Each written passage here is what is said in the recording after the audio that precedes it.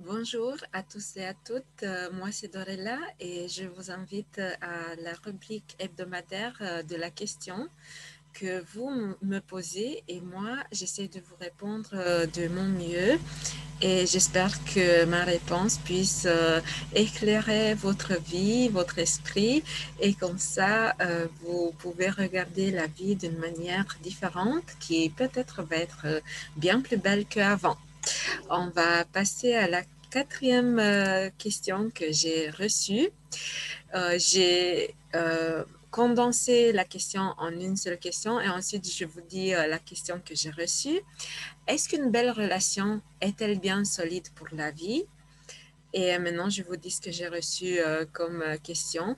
Pourquoi ai-je considéré ma relation avec mon ex-partenaire comme spéciale alors que, bien que nous n'étions pas ensemble, j'ai reçu des signes de sa part, un appel téléphonique, un message avec la question «Ça va? Qu'est-ce qui t'est arrivé?» Quand j'avais le plus besoin de soutien, du conseil, d'encouragement, et je ressentais sa présence. Pourquoi les synchronicités que j'ai vécues m'ont fait croire à mon intuition, notre connexion se construit au-delà de nous, hors de nous, et je ne me sentais épanouie que lorsque j'étais avec lui. Dans la même période, jours, mois, années, j'ai subi une intervention chirurgicale pour l'appendicite. Lui, il a eu une intervention chirurgicale.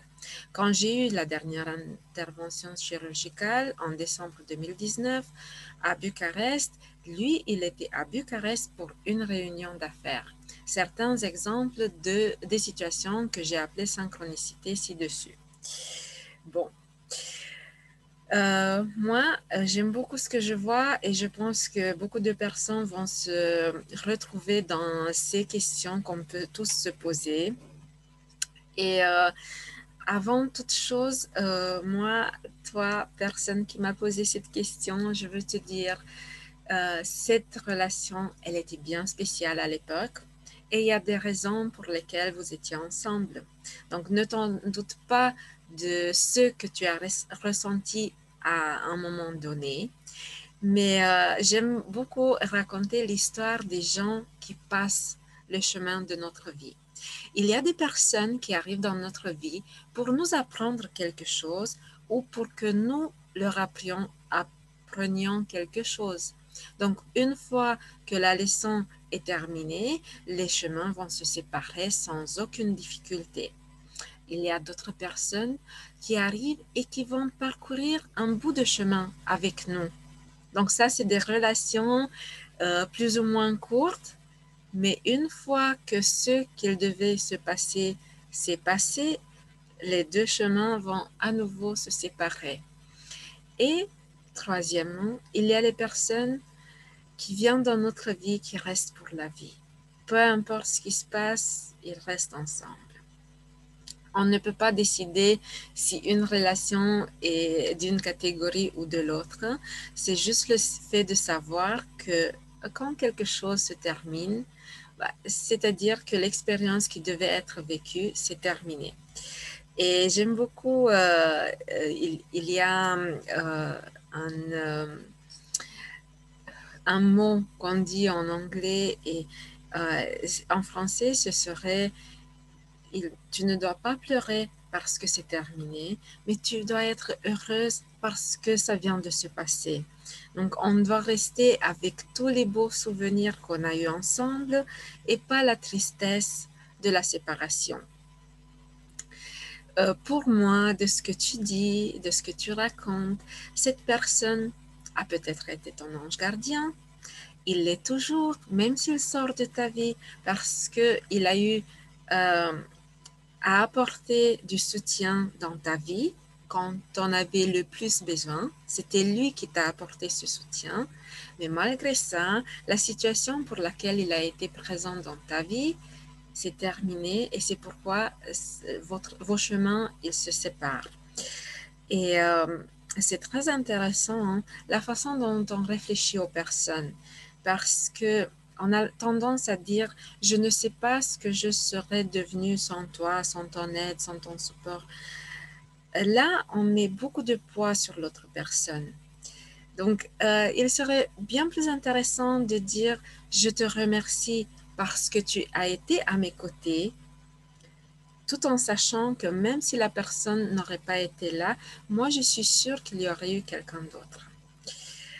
Et ça, peu importe la situation, comme je dis, on peut tous se retrouver dans ces mêmes questions et c'est grâce à ça que moi je sens ces réponses. Pour les synchronicités que toi tu as vécues, est-ce que tu sais, avant la période Covid, bien sûr, combien de personnes voyageaient donc dans le même avion ou partout dans le monde? Il y avait toutes les 15 minutes, il y avait des vols sur certaines destinations. C'était juste pour réfléchir un petit peu au nombre de personnes qui peuvent avoir des synchronicités. Est-ce que tu sais combien de personnes elles se font opérer toutes les minutes? Donc, dans cette réflexion, imagine avec combien de personnes il y a de synchronicité. C'est vrai que parce que tu regardes cette synchronicité spéciale, spécifique, tu la vois. Maintenant, pour moi, il serait le cas de tourner le regard de l'arrière vers l'avant, donc du passé vers le futur, et trouver de nouvelles synchronicités dans ta vie. Et j'en suis sûre que tu en as pas mal. Et tu comprendras que tout est spécial au moment que ça se passe. Donc, je nie rien de ce qui t'est arrivé dans le passé avec ce partenaire. Mais comme tu dis que c'est une ancienne relation, ça veut dire que tu es passé vers l'avenir. Tant que tu regardes vers le passé, tu ne vois pas toutes les synchronicités du présent qui vont t'apporter le futur que tu ne rêves même pas peut-être maintenant. J'espère que cette réponse te plaît, t'ouvre l'esprit vers de nouveaux horizons. Et j'attends vos questions pour la semaine prochaine. Je vous remercie à tous et à toutes pour m'avoir écouté. Et on se retrouve pour de nouvelles questions, de nouveaux matériaux que je vous prépare et j'ai hâte de vous faire découvrir. Merci de m'avoir écouté. À bientôt.